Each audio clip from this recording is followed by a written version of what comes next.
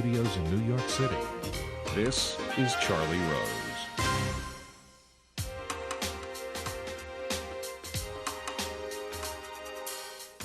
After a few months of college, Jessica Lange dropped out, traveled, and studied mime in Paris, her first film, 1976 remake of King Kong. But The Postman Always Rings Twice with Jack Nicholson proved to be her breakthrough performance. In 1982, she won Oscar nominations for both Tootsie and Frances, winning Best Supporting Actress for Tootsie. Her variations on strong women gained repeated Academy notice, but it was Blue Sky that won her the Best Actress statue. Her latest film is the adaptation of Jane Smiley's Pulitzer Prize-winning novel, 1,000 Acres, and here is a clip. You girls drive me crazy. I give you everything I got.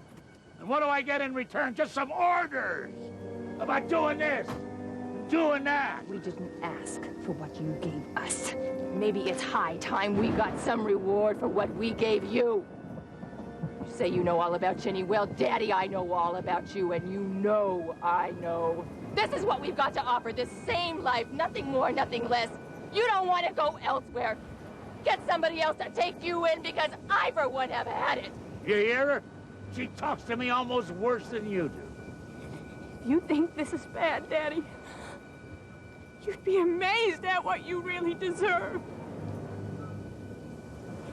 As far as I'm concerned, you're on your own now. Your house is down the road. You can get there. I'm going inside. Oh, now, don't think you can treat me like this. I'll throw you off the place. I'll stop the building. I'll get my land back. You'll never have children you haven't a hope. And your children are gonna laugh when you die. Okay, that's it. Larry, let's go home now. Come on. Joining me now, Jessica Lange. You said watching that clip what? Jason's so good. He is. Well, how about those two actresses? They're all right. Tell me about 1,000 Acres. Jane Smiley won a Pulitzer Prize, I think maybe some kind of a National Book Critics Award a number of years ago. And you and Michelle said... Well, you know, we got it before, we got it in galley form. It was sent to us. And it was coincidental that we both had our production offices almost next door to each other at Orion Film. And the book arrived, and we had been talking about doing something together. I always thought it would be interesting to do something on screen with Michelle as sisters. Just because I had always felt a certain kind of familiarity with her, even though I didn't know her at all. And when this book arrived, it was kind of like, yes. I mean, and you both at the same time said? Yeah, we both responded to it immediately. Of course, then it was a long process. You know, 4 or 5 years later, the film is finally coming out. But what do you think you responded to? Well, what I know what I responded to. I responded to the story of the dark side of a family. You know, that kind of complex, you know, movement of relationships within the family. The relationship of father, you know, daughters to father, sisters to each other. That was the main thing. I mean, I've never found anything more fascinating than the investigation of family. It is the thing that I miss most in my life, is not coming from a large family and having all of those relationships, brothers and sisters, and, you know, all that stuff that happens. Did you know that yourself? What was your... Well, I grew You up traveled a lot. I traveled a lot, but I came from a really close-knit family. And not just the nuclear family, not just my sisters and my brother and mother and father, but we were surrounded because I grew up in northern Minnesota. All my family was there, grandparents, aunts, uncles, great-aunts, great-uncles, cousins, second cousins. I mean, it was just, it went on forever. And I love that kind of thing, I really do. But then you look at all the great literature, the great drama. It's all, I mean, for me, the most fascinating always is that study of the dynamics of the family. Yeah, and this is about King Lear. I mean, this is King Lear. Yeah. Well, it's based on King Lear, distilled down through first Jane Smiley and then through the filmmaker and scriptwriter here. Mm-hmm. Yeah. Just staying with you, though, Your father was crucial in your life, and I mean, is there some going back to your father and your relationship that makes this piece of work attractive to you? Well, I think it's any time you grow up in a household with a very powerful, charismatic, you know, the kind of person that walks into a room, and if it's good, it's so good that it just kind of makes you, you know, come alive. And when it's the flip side, it's really scary, you know. And I mean, my father certainly had that kind of both swing in his life, and this man certainly does. But I would say that's where the comparisons end. Okay, because of the sexual stuff and all of that, there's none of that there. No. But your father had a huge impact on you in terms of how you saw the world. Yeah. Yeah, he did. He was an amazing man. He's been dead now for 8 years, but I find myself always saying, you know, like if I'm talking to my kids about something, I'd say, well, as your grandpa would say, or as my dad says, you know, I mean, it's like, and I think as a child when you're growing up, you don't even realize how all of this, how his being is impacting you. How it's in there somewhere. Yeah, but as you get older, you know, I find that he's almost always a constant reference for me. I want to resist the obvious, but was part of your struggle, in a sense, to please your father? Well, sure, I think so. I mean, he was a hard man to please. You know, I think now, I think about with my children, you know, how I shower this affection on them and this kind of my admiration for them is like very evident. I mean, I never hold anything back. Sometimes I wonder if I go too far the other direction in kind of trying to build their self-esteem and how great they are. And you know, to get a compliment from my father was, I mean, I could probably count on one hand how many times he ever said to me, "You're a good kid," or do you know what I mean? Something like that. But you knew how much he loved you. Oh yeah, there was never any doubt about that.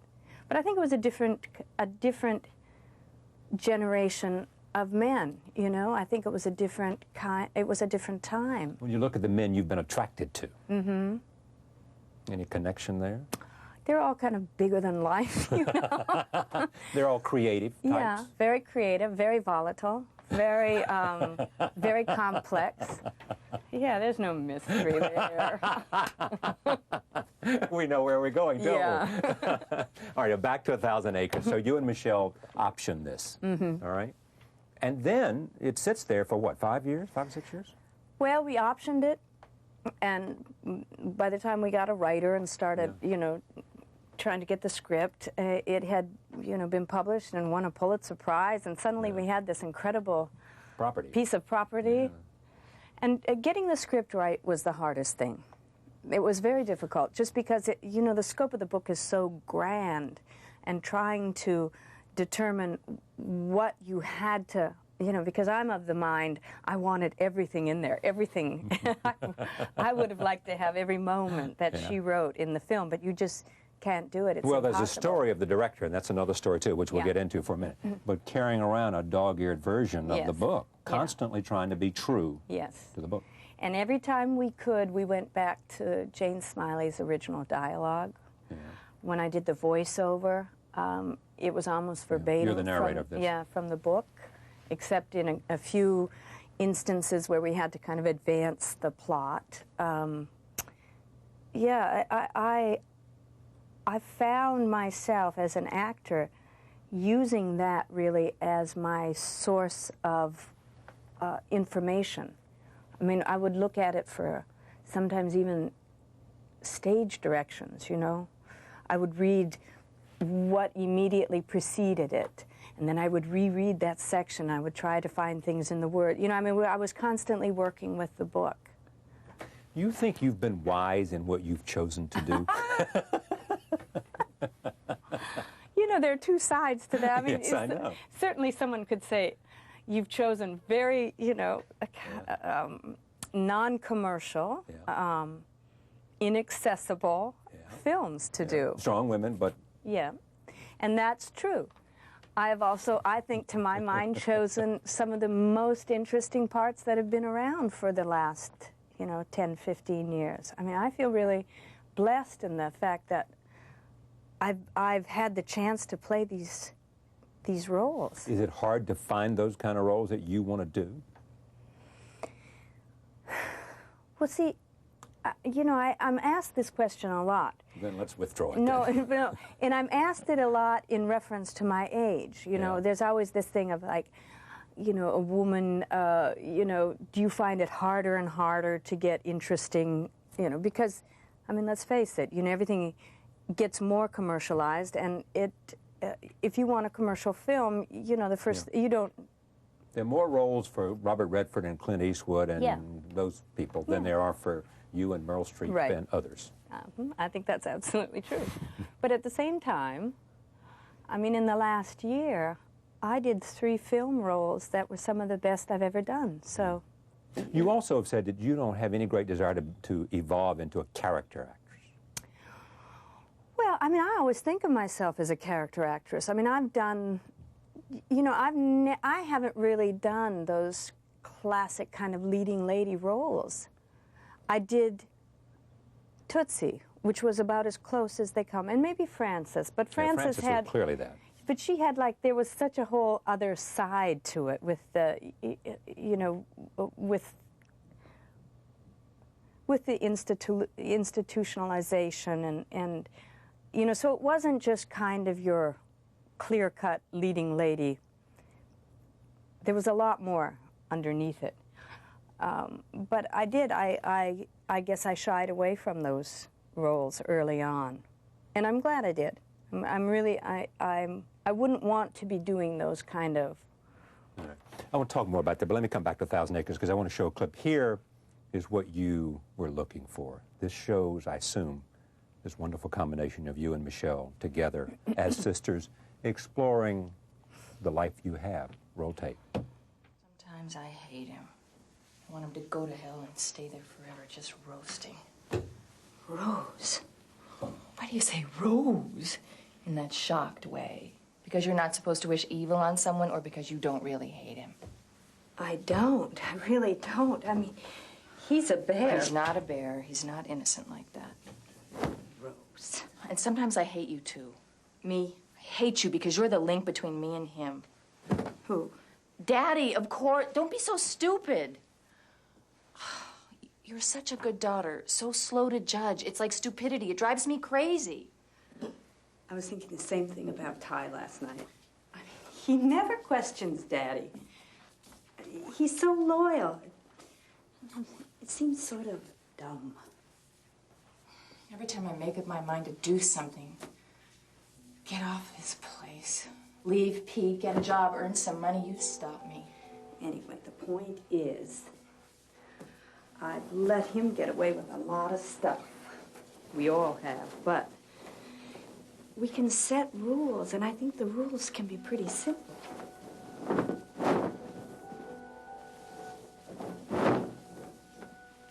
Ginny? Mm-hmm.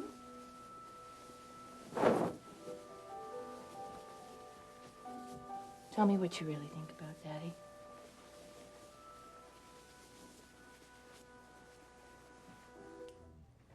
And there it goes. For those who didn't read Jane Smiley's book and have not, and you want them to see the film, what's the story about?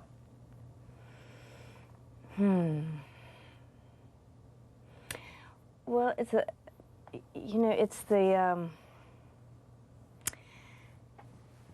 the story of these 2 women, sisters, coming to grips with, I think, this history, this inherited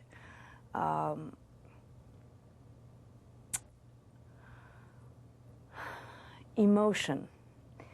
And for me, the interesting thing is how each of these 2 characters deal with this in absolutely separate realities. And, I mean, now, I have to clarify that. I'm talking about the film, not the book, because the book deals with a lot of stuff that we're not able to bring into the film, just because of and the you have to scope take of- some dramatic license Yeah. to add dialogue that was not Yeah. in the book. So, but if we're talking about the film, for me, it's really a story of sisters and a story of how these women are living in this shadow of this father and the life that they've had with him, and how it all is connected to land, to family, to, I mean, their entire existence tied up with each other, the father, the land, and how during the course of it, it's kind of systematically and brutally stripped away bit by bit, and who survives and who doesn't survive. For me, Yes. it was I'm the worst person to ask what this movie is about. it was about land, generations, and secrets.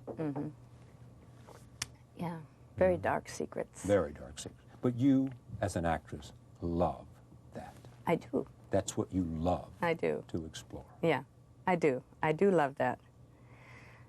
And with this character was interesting because her exploration of those secrets and discovery, her emotional journey was very unlike any character that I've played before. How so? This is a very timid character, and I'm not used to playing those kind of parts. She's timid. She's very contained. I mean, I don't like to use the word repressed, but she has designed her life so she doesn't deal with all this stuff that in Rose, you know, Rose is her sister. yes, manifests itself in this tremendous rage. Now, it's the exact same circumstance, the same experience, the same secrets.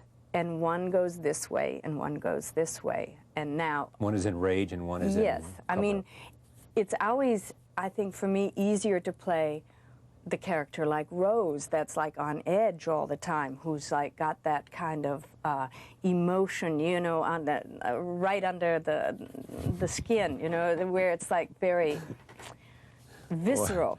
So for me to do the other character was very, I mean, it was interesting. I had to find a way to experience it all and to, obviously, to perform it, but in like these kind of very small shadings, very small increments of emotion, rather than, which is my tendency, these great big emotions. You chose an Australian director, Jocelyn Moorhouse. Moorhouse, yeah. And you chose an Australian screenwriter, Laura Right. Jones. Yeah. And then, at the end, there was some dissatisfaction with... Just explain it. What happened?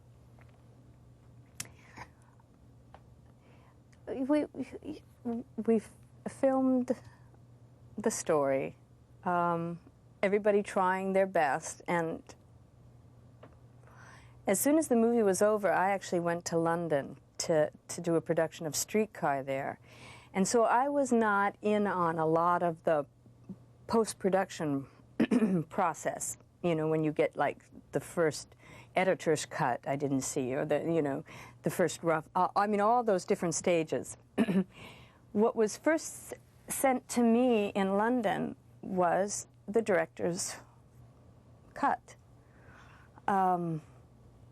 Now, I was in London. I don't know really what went on between the studio and the producers and the director. When I saw the cut, just from my own very personal point of view, it was very confusing. You know, the storytelling was not good. The emotional through line was all a jumble, and with a story like this, it's, you know, it's got to move like a freight train. Right. So we decided to re-edit it. And from what I understand, they asked to bring in a second editor, which is not always a bad idea, because sometimes when you're involved in a film, in a project, you become very myopic, and you're used to. Do you know what I mean? It's sometimes it's great to have a fresh point of view. That's all anybody asked for, was to bring in another editor. Are you happy with it now? You are wonderful, I gotta tell you. I know what you are. I mean, you just...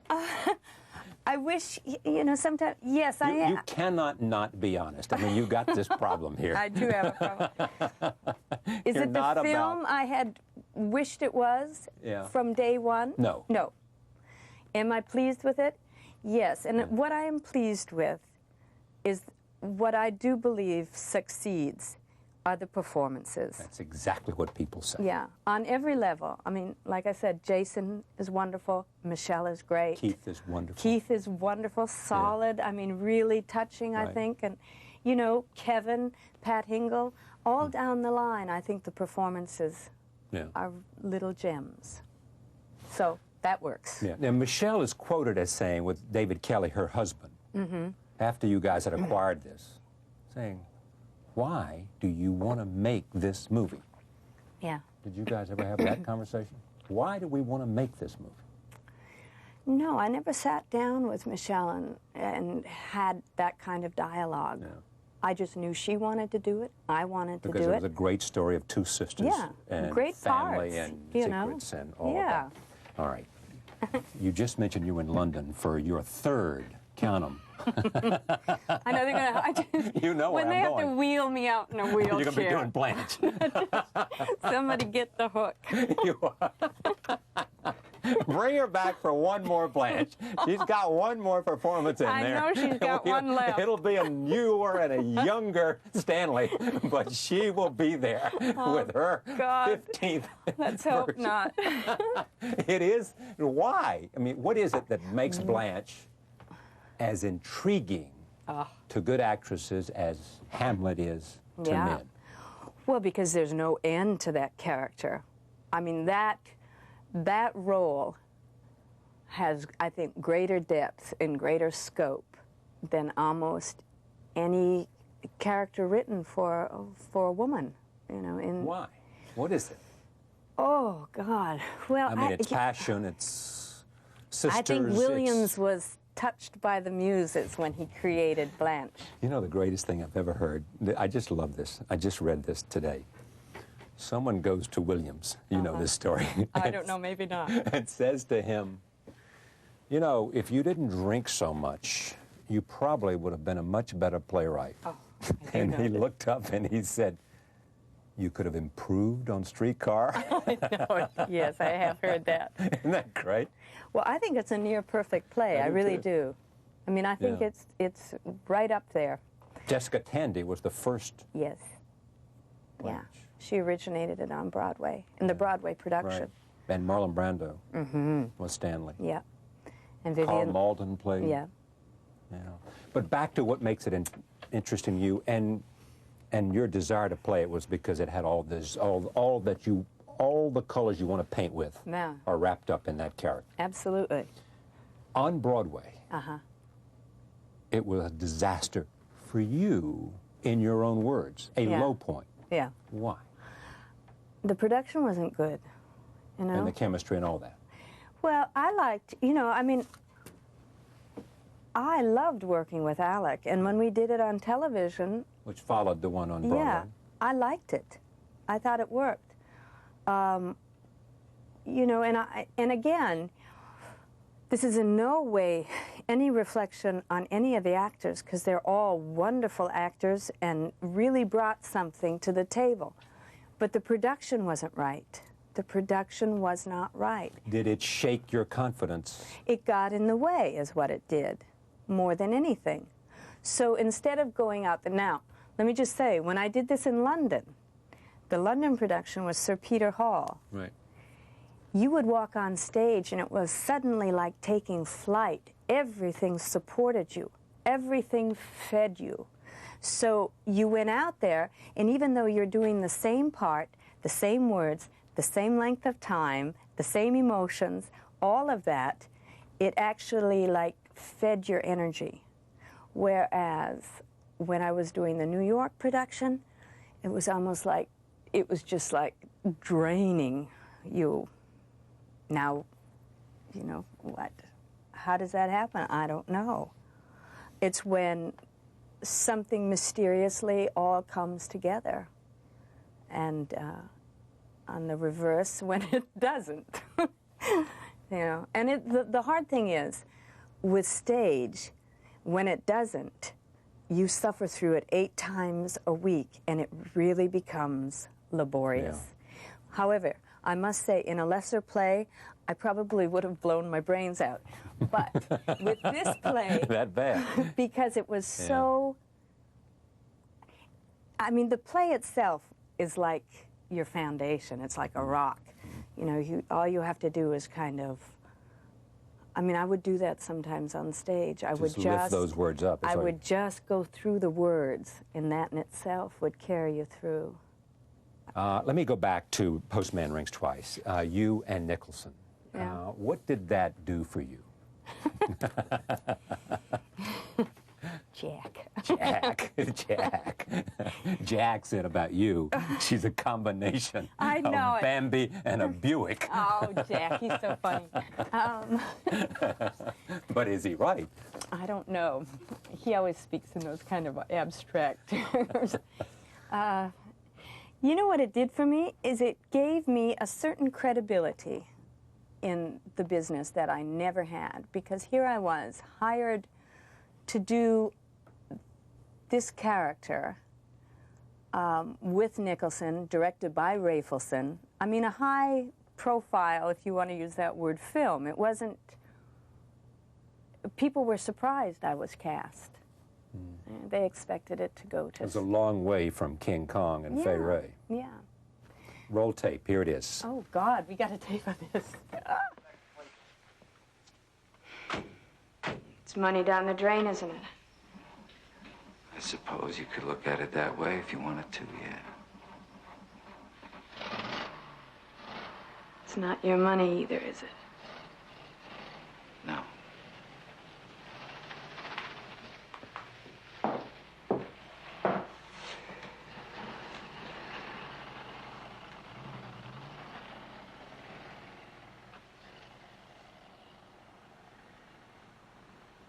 Open it.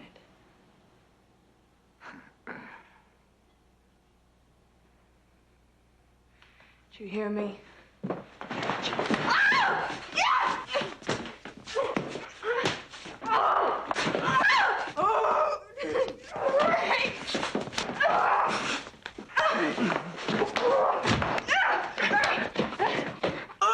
Yes.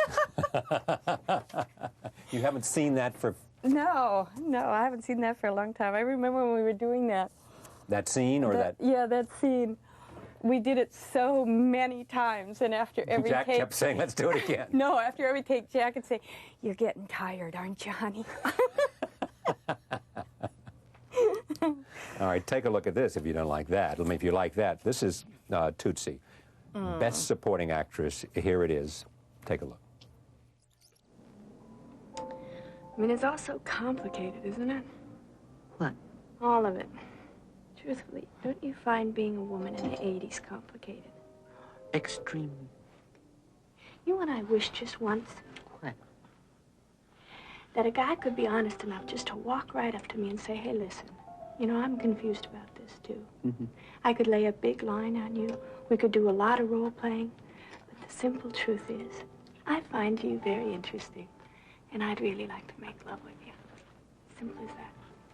Wouldn't that be a relief? Heaven. Sheer heaven. Dustin was what? Oh, he's so great in that.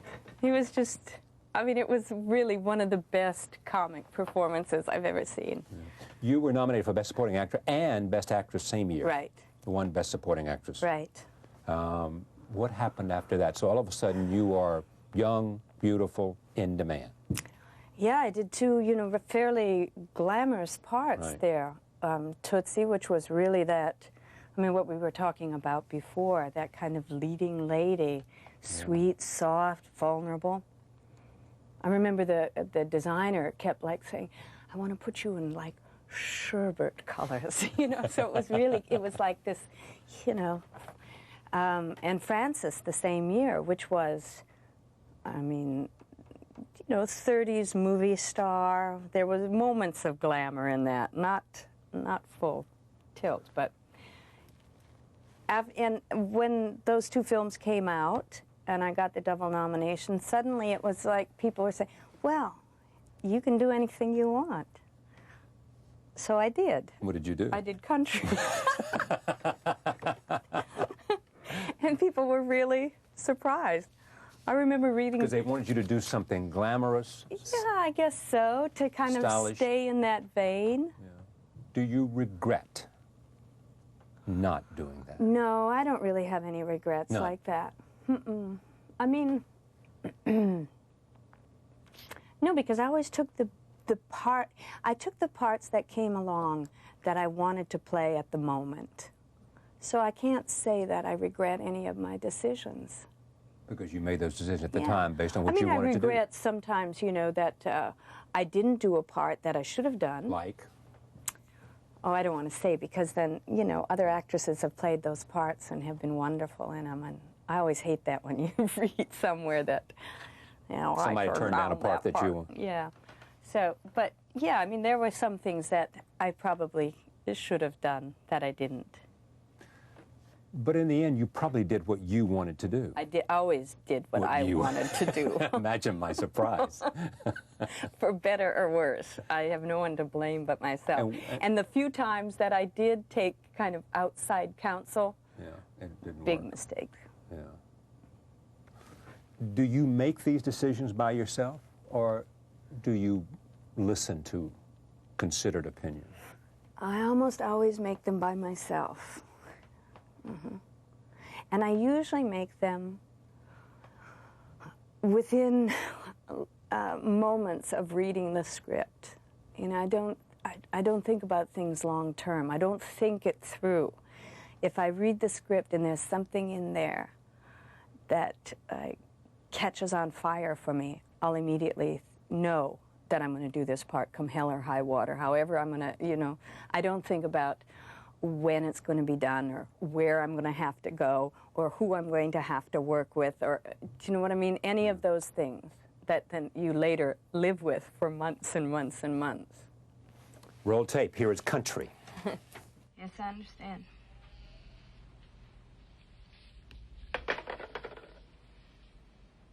What did he say? He said we can come in next Thursday, but that the clock is running. God damn it, Carlisle, get away from that door. Said we ought to go ahead and get an auctioneer. What are you yelling at, Dad? Going up to your room, Marlene. What'd I do? Marlene, did you hear what your mother said?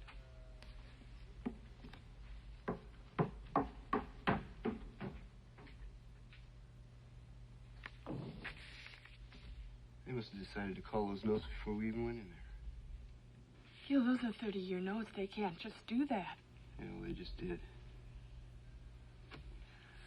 Well, where do they think we're going to get that kind of money in one lump? I mean, we'd have to sell everything. Even the land. They wouldn't make us do that, would they, Gil? We're not going to sell the land. This land's been in my family for over 100 years. We owe them the money. It's their money. They want it back, $96,000 bucks. Do you think they care what we got to do to get it? Well, we'll talk to them. God damn it, Joe, we just did talk to them. That's their answer right there. Can you read?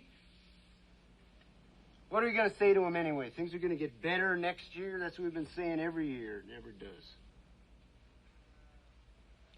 Well, we just got to slow down a minute and figure this out. No, I got to go somewhere and think. Gil? Well, at least one thing happened on that set. Fell in love. Oh, I was in love with him before that. Before? Were you really? From afar or from... I fell in love with him on Frances.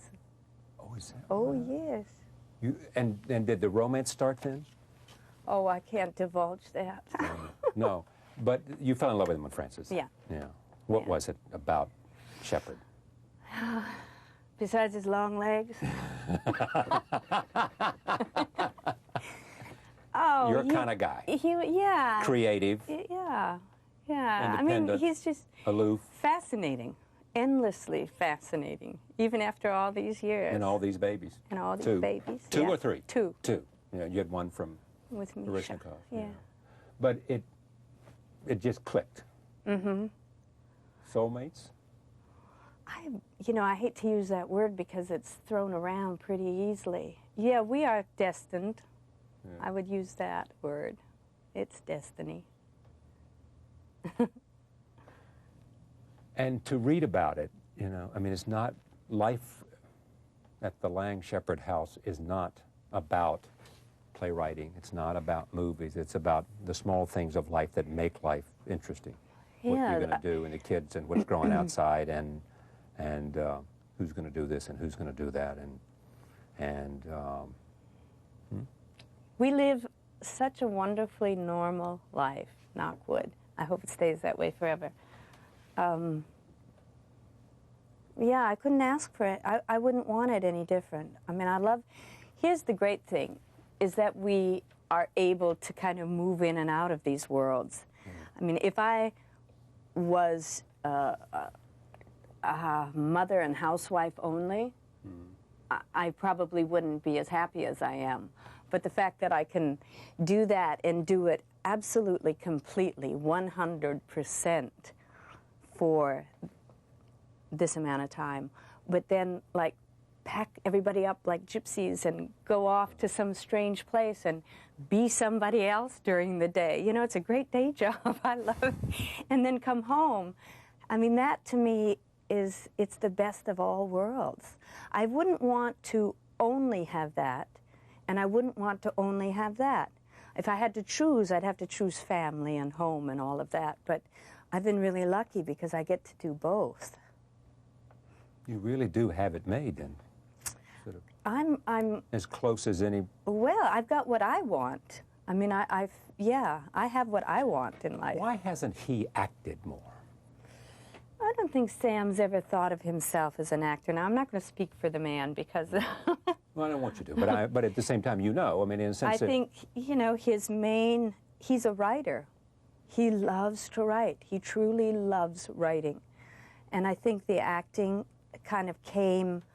because of a certain presence and a certain... Yeah, I mean, proximity. I think it was kind of brought... He didn't go out searching for it. I mean, he really...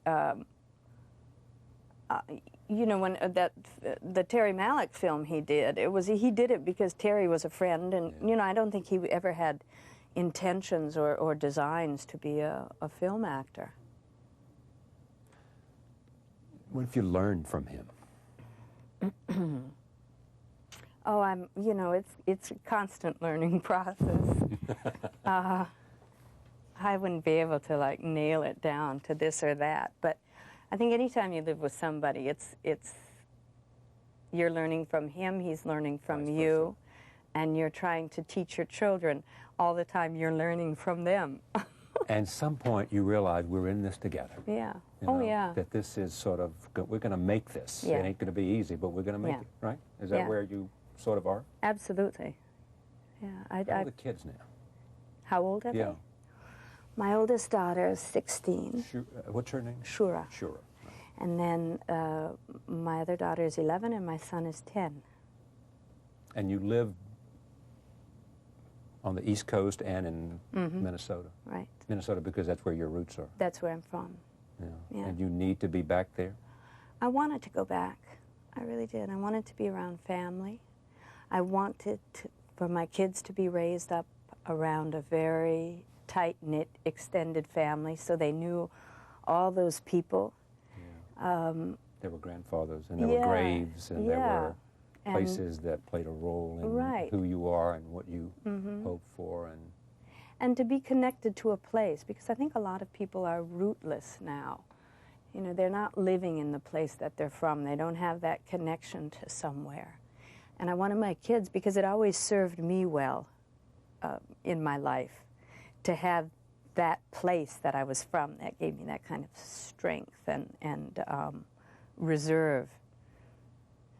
And I thought it would be good for them if they kind of resonated to it, it would be good for them to know that they were from somewhere.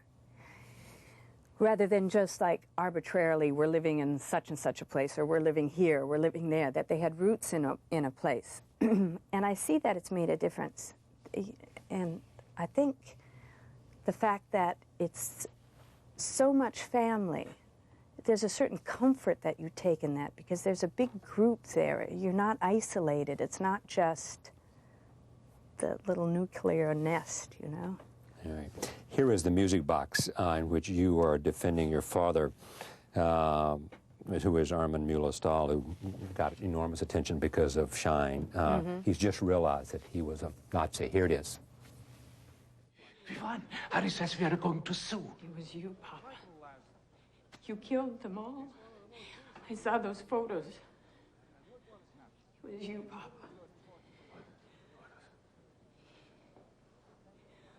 You killed that boy in front of his father. You raped that woman. You threw their bodies in the Duna. I went to see that place, Papa.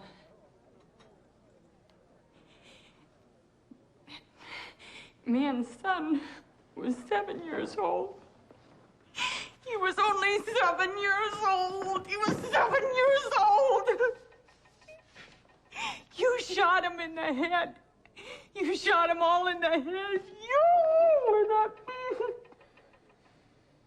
You shot that boy in the head when he was crying over his dead mother. You were in all those photos. Interesting thing about an actor's career or a writer's career is that it lives. The work lives. Yeah. You know? It's there. You can't do anything about it. For better or worse, it lives. I mean, you know? Yeah. How do you feel looking at this series of... This is just so amazing. I must tell you, I haven't seen any of these films since I did them. And if they come on, you don't watch them No. on late night? No, I don't. I don't, because once it's done, you know. I don't feel a real connect. So it's an odd sensation to watch it, because there's a lot of stuff going on. You're looking at it as an actor, looking at the work you did as an actor, you know, 5 years ago, 10 years ago. And then you're also kind of caught up in just watching it, because it's a story you don't remember. But, yeah, I don't know. Tell me about beauty, in a sense, because, you know, in your 20s and 30s, and you're now in your 40s. Do you look back and say, man, when at those earlier times, I didn't... You almost liked it but rejected it. Yeah. You know, you've been ambivalent about beauty throughout your adulthood. Well, I embraced it when it had something to do with the character. If it had nothing to do with the character, then it became... As in Tootsie, or... Yeah, as in Tootsie, or in Blue Sky. Yeah. You know, somebody who was really... who was tied to that element. Then I would really, you know, try to use that. Did you have any sense that that would be an Oscar performance going in? That this was a chance for you to grab hold of something you could do? I'll tell you why I decided to do that film, because I had just finished Music Box, and it was so dark, and the character was so unglamorous, and I thought, okay, the next thing I'm going to do is something just wild and sexy and, you know, beautiful. And then all of a sudden this script showed up. Here's this woman like impersonating Bridget Bardot and Marilyn Monroe. I thought, that's my girl. That's what I'm looking for. Roll tape. Here it is. What was the character's name? Carly. Carly, yeah. Roll tape.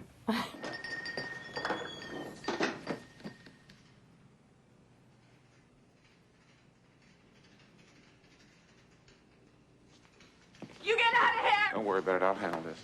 Hope so. Get him out of here!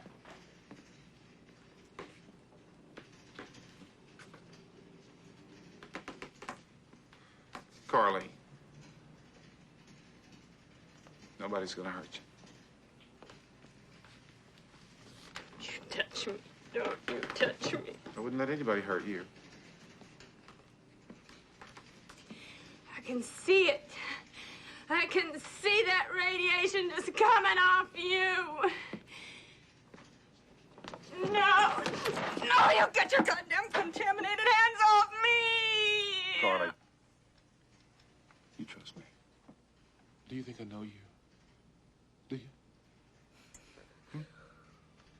Well, listen to me then. You have nothing to be afraid of.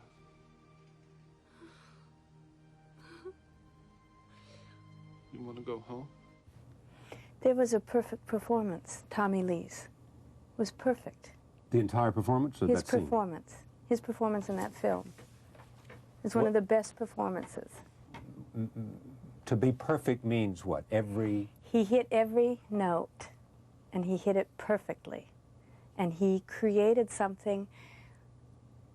I mean, he could have, you know, a lesser actor in that role would have been, you would have looked at him like some kind of, do you know what I mean? Weak or wimpish or foolish. Yet he was able to infuse that character with so much dignity and so much power and make it absolutely clear, which actually helped me create my character, made it clear why a man like this was so in love with this woman. So your Oscar, in part, is because he gave you, he set you up in a perfect place. He did. He did. He absolutely, you know, as his character set up my character, and Tommy Lee as an actor set me up to do what I could, you know, what I wanted to do. How often has that happened? Not often. Not often. I feel that with Michelle, the work that we did in Thousand Acres. Yeah. And here and there, you know, but it really sticks in my mind, Tommy Lee's work in that movie. You are said to work instinctive. Yeah. This is not technique, this is instinct and even childlike. Yeah, imagination. Tell me about it. Well, but that doesn't mean I didn't do the other stuff. I mean, because I did. I studied a long time, and I studied very hard and was extremely serious about my studying.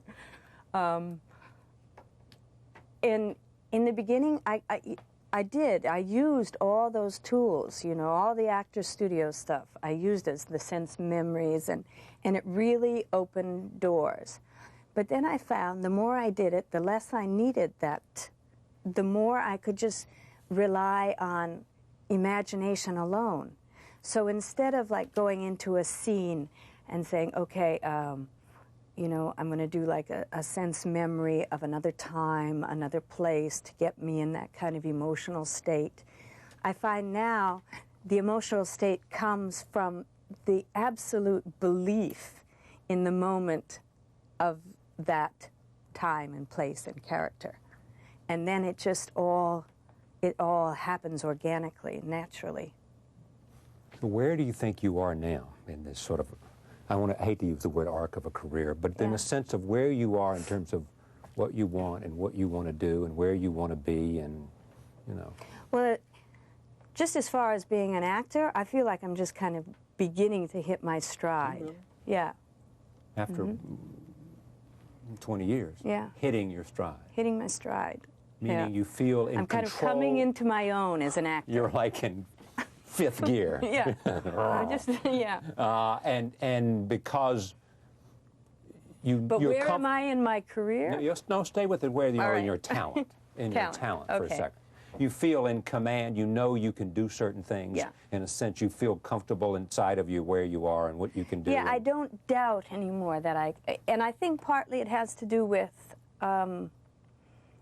taking the chances that I've taken and finding a way to make them work in a way that it's like any other craft. You keep learning and keep learning as you move through it, you know.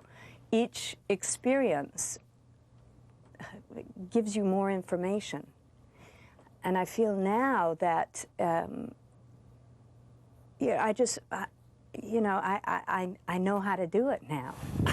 And it feels good. I finally know how to do it. It's like you sit here and you say, I know how to do this. And, and I can make this happen. Yeah. I can bring something to this role, this role, this role. And in the career? Career, I suppose, in some way, you know, it's at, things are going to shift very dramatically. Because, I mean, You know, there aren't going to be parts like Tootsie. There aren't going to be parts probably even like Carly in Blue Sky. Yeah. You know. You are too... Well, I'm just getting old. Right. But, and how do you feel about that? And there's also the thing that, well, that's fine. Right. There's also the part of me that doesn't want to do that stuff anymore. Because it's too much work. You know, you go to the makeup trailer, you're trying to...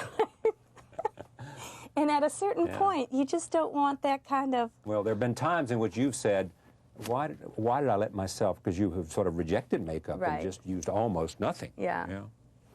Yeah. But now you say, I'm not going to struggle to be something else. No. I'm going to go for the richness of the thing. I think that would be a big, big mistake. And I have no need to do that. There's nothing out there you want, so therefore, why do you need to do it? Yeah, exactly. So what is it we want? Well, for me, as far as film, you know, I don't know how much longer I want to do it, to tell you the truth. Really? I don't know. I mean, I'm becoming more and more interested in stage. I mean, there's certainly... Because it's better, richer, more... just because it's different. And it's, yeah, I can't say it's richer or better, but it's something I haven't done a lot of, and the process of it is very mysterious still, and not to say that filmmaking isn't, because it always remains mysterious to me, how that works. But I really would like to do more theater. You have also optioned things, though. Mm-hmm. I mean, and we wonder whether you're ever going to make them. Yeah. Yes. Like what? I mean, was it Cherry? Cherie, yeah. Cherie. But we are going to make that. You are? We as being what and when? Well, we're going to do it in the summer. It's through the same people that I did 1,000 Acres with my partner Lynn Arist and with Steve Golan over at Propaganda Film. So we're going to do that. We're going to do it this summer. And it's an extraordinary piece. I mean, I don't know if you're familiar with it. I mean, I know something about it. Right. It's an interesting woman's character. It's a Colette novel. Right. Written again of course, at the turn of the century, you know, the Belle Epoque in Paris. The woman is a courtesan. Right. At the height of all that beauty and glamour in Paris, where that opulence, she is